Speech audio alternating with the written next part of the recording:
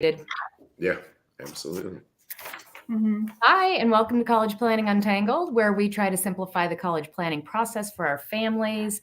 I'm Kristin Clark. I'm here with Bobby Hood and Donna Sakabu, and we're going to talk today about demonstrated interest, which is always one of our favorite topics. Absolutely. Yes, demonstrated interest is something that colleges are doing more and more of. They're really keen on protecting yield. They want to know, is a student interested in coming to this school? And how many ways did they show that?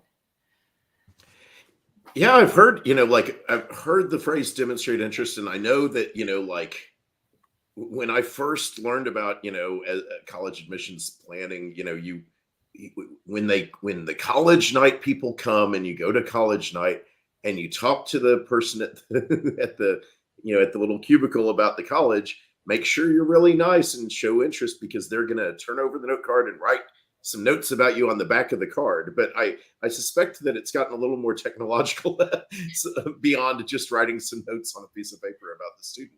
But they do that too. It absolutely has. There is sophisticated software colleges use to track interest. It's a little unnerving. You think, oh, wow. And I've seen it demonstrated at a conference where they know exactly which emails the student has opened, how many clicks links they've opened, how long they were on those links, and then just how many touch points. So they do keep track, but not every college keeps track of demonstrated interest. It's some schools like the Ivy Leagues, UT Austin, UCLA, they don't care. They don't need to know how much a student loves their school. They know everybody will clamor to go to these schools. So how do you find that? There's a way to do that. If you just Google the name of the school, so you could do UT Austin and the words common data set. So UT Austin common data set. Okay, so you see, the most recent one they have, it's PDF usually or an Excel spreadsheet. And you scroll down to C, the letter C, the number 7, C7. And you can see some of them don't track interest at all. So that tells what data they collect about your demonstrated interest or about textbooks? Or they just kind of the gauge of like how much. Some very much so, some a little bit, some not at all. All right, so Donna, if you have a kiddo, I'm trying to kind of level set myself on this. The kids that should show demonstrated interest, for sure, I'm sure everybody should show it, right? But for sure, maybe for a stretch school or a school maybe you got waitlisted on, a school that is like, you're like, I'm gunning for this school. Would those be like kind of the top 3? Or talk to me about that. Well, waitlist I would put in a different category. Waitlist is, you've applied and so that's a whole separate conversation, or if you've been deferred. But yes, if you're interested in a school and you realize like this is really my dream school, but I'm not quite in that profile, the first thing I would do is to get online and fill out the information form. Where do you find that? Well, on the college website, and usually in admissions, there's usually some kind of contact form. Some of the schools are better about making that visible than others. But filling that out then triggers an email. Open the email. Please open the email. Or if you get an email randomly, like, oh, this school they sent me an email, open it up. And you're doing these things not just to check boxes like I'm jumping through the hoops. Yes, I love you. I love you. Right. Go here. You're doing this because you're learning more about the school. And in those links, sometimes they're going to talk about, hey, we're going to be in your region. We're going to have this event, this swanky hotel. We have swag for you. Please come to our event. Well, sign up. Tell your parents, hey, we got to go Sunday and go to, they're having this great event. You'll learn more about the college. Or they might be coming to your high school. A lot of colleges visit high schools in the DFW area. Find out when they're going to be at your high school and go talk to the rep. Fill out the card the rep has, or they may have something they scan. They may have an app, something they want you to use on your phone to scan. So they get your contact information. Mhm. And just this is a way to find out more about the school. And also they're going, hey, they seem interested in us. Yeah, I think people may not realize that, like if you receive the email and you delete it without reading it, they know they get a notification, right? If you open it, but you don't click on anything and you delete it after 5 seconds, they see that, right?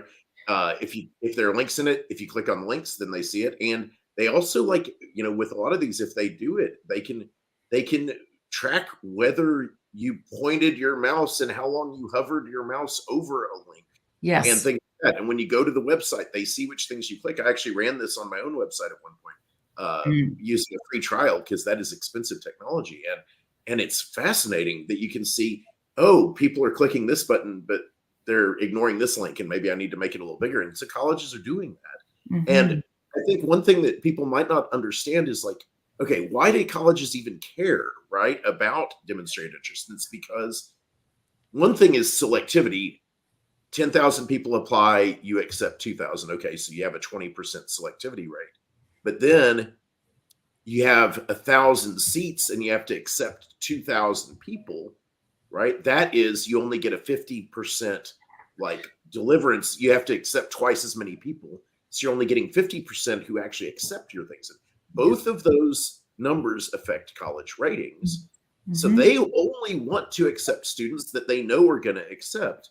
And they have the technology now to predict whether you're going to accept your offer to attend. And that's related to how many buttons you clicked on their website, right? There's so many aspects, and it's all analytics. It's fascinating. It's just all analytics. Yeah. And the thing is, it's not, as you said, it's not that you're playing a game. If you really are interested in going to a school, you're going to go click a whole lot of buttons on their website. And if you're not, if you aren't even interested enough in the school to have gone and looked at all their things, then that's probably a sign that you aren't that interested in going to that school. So this is just what you ought to be doing, but just be aware that like, and see, this is one of the things I wonder though, like, okay, so you receive an email from the school. If you click on a link in that email and then you start clicking around the website, all that's going to be tracked for sure. Well, if they track that sort of thing. But if you randomly, like on your phone, you go to the website, it doesn't know who you are until you tell them who you are. So you need to be coming from an email or something, right? So just randomly going to the website may or may not do something, right? Right. You want to be in their system in some way. Right. But once you probably visited and filled out a collect my information form, or once you've done that from your phone, then probably the browser does remember, I don't know, but it's just an interesting thing. Definitely. But so I think just be aware that you should assume that probably, anytime you receive an email, anything that's directed to you, just always, go click around, look at things, right? Correct. Out of curiosity with that story, so Donna, does that mean that if you go on and you fill out that form on your phone versus your laptop, you should stick to one or the other, or do they pick them up? Do you know? No, I think it doesn't matter. Particularly now, it's we can see even in everyday life of what we do. How, Yeah. It's a little scary, but I think they're using that same kind of stuff that advertisers use, where it just always knows it's you, maybe, So colleges do this. They want to, you were talking about yield. It's they're going to yield. That's way more students than they yield. And they have very sophisticated software about that, like who they think will yield. Occasionally it does not work so well. And then they have more students who say yes, but that's a whole different issue. Yeah. So, so it's about a student figuring out, hey, is this my school or not? In many different ways. The pandemic was great about making colleges expand their virtual offerings. Before it was a little bit paltry, and now they have a lot of great live events, maybe specific to if you're interested in business or engineering, they may have a live session on that. If you can't get to a school in person, and for many reasons, it may not happen right away. I always believe you should visit before you sign on the dotted line. Absolutely, hands Yeah. down. Yes. Oh, yeah. Take the time to do that. It's super important. But if you can't get there, until April of senior year, well, virtual offerings are wonderful and they're tracking that. Oh, sure. Yeah. And then I encourage students dig into the website, look at the major. Kristin, I certainly believe students should have an idea about what they're interested in. And the days of going in undeclared and figuring it out, it's very costly to do that. Well, I certainly also remember that, like, when you go to the college, you should schedule a tour, right? Yes. And you should make an appointment if you possibly can with an admissions officer, because that is a big part of demonstrated interest. And I know for a Absolutely. fact that I used to give tours when I was in college. I was one of the people who gave tours, and I guarantee you that notes are made about who was showing interest and who was a big jerk, on the tour. And that's part of demonstrated interest, right?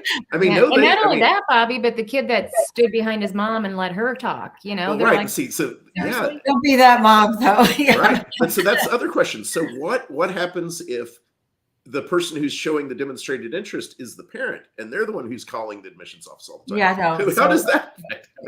It shouldn't be. And Right. the contact form, please, parents, you might do that for your child, but make sure it's child's name, child's email address. And Donna, I'm going to even say, parents, don't do it.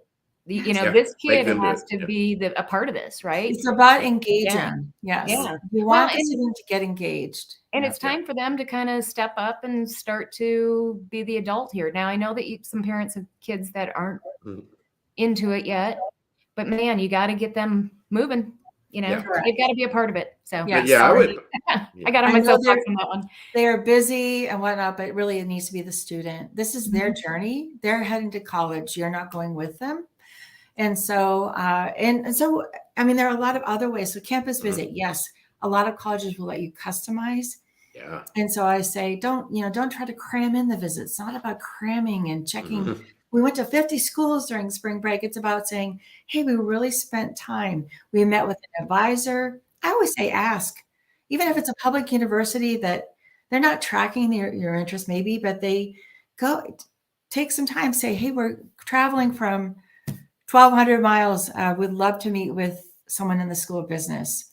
We did that as a family, and it was phenomenal. It really helped one of our sons figure out what was a good fit. It's about fit. You want them to land there and thrive. Absolutely. Yeah. And so other ways to demonstrate interest, social media. Right. Now that's a double-edged sword, right? I mean, I've heard all these scary stories about students not getting admitted because of something in social media where they said something bad about the school, or just said something that made them not seem like a, good fit or whatever, right? Yeah, I do. I'll occasionally look at my students' social media if it's public and say, if I can see that, so can a lot of employers, colleges. Yeah. So always be careful. But the flip side is showing, there may be your favorite university, prospective students. They all have admissions pages, XYZ university admissions. Now, they may request to follow you if you have a private page. You don't have to say yes. That's not going to impact your admissions. Okay. Yeah, because I'm pretty selective about who I let see what I'm posting, but you can follow them, and you could look at Greek life, or you could look at a School of Engineering or School of Business, or whatever where your major might fall. Those are all so they'll know if you follow. Right, of course they're going to track if you followed them on social media accounts. Right. Hey, let me go back on the sharing your private social media, and you said you don't have to. Do you have kind of a hard and fast rule on that? Like, should they or should they not, or is it really a personal choice? It's a personal choice. Okay. And I tend to err on the side of like, hey, they don't really need to see that part of my life. Yeah. But I can follow them. So, and sometimes I'll get requests randomly, and students might from schools that like, I've not heard of that. You don't have to say yes unless you want to. Or you could just go and follow them and not let them. say be Yeah. your friend or whatever. So just a quick note, I read recently that simply adding a college into Common App, the moment you add them, that automatically sends information to them, and that's part of how you start beginning to track. Or is that not true? Is it only once you like actually submit the application? I've seen that on some applications. Mhm. I'll tell you, there was I won't say which application, but I have a pretend student Mhm. account. Oh my Oh, goodness. nice. This fall, I got so many emails, inundated with emails. And I'm like, oh, this is interesting to see what my students might Mhm. experience. And I was posing as a female engineering applicant. So, oh my gosh, they wanted to That's reel me in. fascinating. I love it. And I Oh my wasn't gosh. doing that to see what they would do. I just was trying to Yeah. get into the application and see all the details. Very fascinating. And this was a public university. So very fascinating to me. But So you did I not fill was out any particular forms, just no, by starting the process, you I start hadn't getting all even these filled the emails. whole application. I just Yeah. started enough to see what was in there. And yeah, Oh, oh my interesting. So gosh, you didn't they even had my submit. email address. So yeah. Wow. Interesting. But Okay. so if I were interested, I would be clicking on those. And some of the Mhm. things I did click on, maybe that's why I got more emails because I wanted to see what are they Sure. sending students, right? So Interesting. yeah, because you can learn about a lot of great opportunities, as a prospective student. Um, Fascinating. so, but I will also say you can unsubscribe from emails if you're getting inundated. And I know Yeah. students do. They always know they have like, oh my gosh, yes. Right. And I think there's that's why they kind of check out and go, I don't really want to open anything. Mm. Parents, that's where you can maybe set aside a time. I always talk about Sunday nights because it's just Mhm. calmer at that time. Take a Yes. little bit of time and sit down and go through, hey, let's look at this, let's look at that. Or maybe they don't want to just yet. You may want to have an account that you use for college admissions process. And that way the Mhm. student doesn't feel like my parents are looking at all my email or whatever. Mhm. But Mhm. there can be a lot, you can unsubscribe. If you're like, I will never go to Timbuktu University, Mhm. unsubscribe. Yeah. There, Or Donna, they might think they like this school. They're touring it, and then they go, "Yep, nope, that's off my list. Yep, unsub, move on." yes, Right? absolutely. Yes. Mhm. So it's really about ascertaining fit and so scholarships, you can end up with a scholarship because they Mhm. may say, hey, we want more kids from DFW or certain demographic they're looking for. Also, it could just make a difference in admissions. Mhm. The applicant or you who's so interested, you're getting in. Yeah. There are supplemental essays. Why this college or why this major at this college? Those notes, Ah, I encourage students to take notes whatever way they want, a phone, scrap of paper, Google Doc, whatever, because you can use those in your essay. That will help absolutely. every time. Yeah. Yeah. So somewhere in one of your essays, you need to say, I love this town this college is in. I want to live there. I like this professor. I loved the new media lab in the journalism building.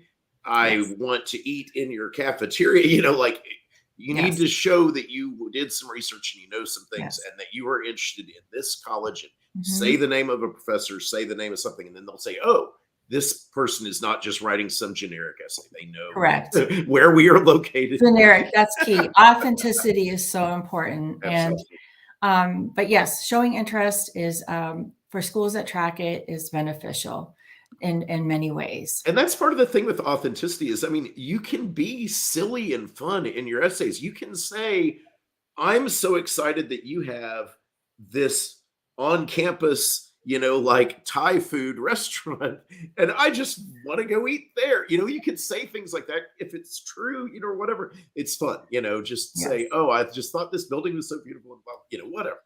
Just Yes. say a thing, right? Yes. You That don't you have to yeah. be boring and No. all super adult about everything. No. Right. Yes. Authenticity. Mhm. Super important. Man, this is great. These are things that I think so many people don't think about, right? And so, like every little click, I mean, it's interesting, even just calling it touch points, that Mhm. I had not heard that word until a few years ago, right? And It's just, okay, they're tracking all this stuff, and it's because they want students who are going to come and be happy and stay Mhm. until they graduate and not Mhm. transfer schools Correct. and graduate and all that and become alumni and then donate money. That's what it's all about. Yeah. Yeah, it's a They business. want Happy, you to be happy happy, graduates. and Yes. the way to find out if a student's going to be happy is, hey, are they interested? So there's nothing particularly evil about it, but it does feel very, very uncomfortable to think, oh, every little tiny interaction is being logged and calculated, and it is. And we Yes. need to be aware. And students can use that to their advantage. That's really Absolutely. what it is. Yeah. Donna, did we hit all the points that you wanted to hit today? I think so. Key is making some kind of visit, virtual or in person, opening Mhm. emails, super important, opening emails. Yep. And social media.